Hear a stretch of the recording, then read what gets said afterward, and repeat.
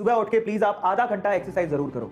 Pushups, pullups लड़कों के लिए बोल रहा हूँ, लड़कियों के लिए आप थोड़ा चल सकते हो, ठीक है। ऐसे कोई बाउंडेशन नहीं है, लड़कियां लड़कों से कम नहीं है, चाहे तो लड़कियां भी पुशअप पुलअप कर सकती है, बड़ी बात नहीं है। लोग बात करेंगे ये कैसे पॉसिबल है कि एक इंसान पाई की 60,000 तक पॉइंट के बाद 60,000 वैल्यू तक याद रख लेता है नंबर्स को, कैसे पॉसिबल है? साइंटिफिकली प्रूवन है।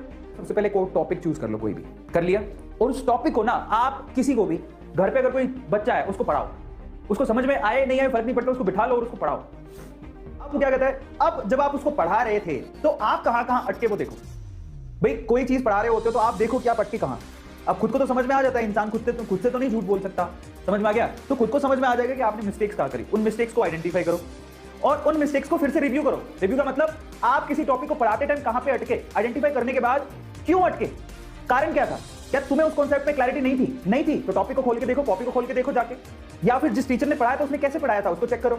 रिव्यू करने के बाद फिर से उस टॉपिक को उस बच्चे को पढ़ाओ, क्या सिराने को पढ़ाओ।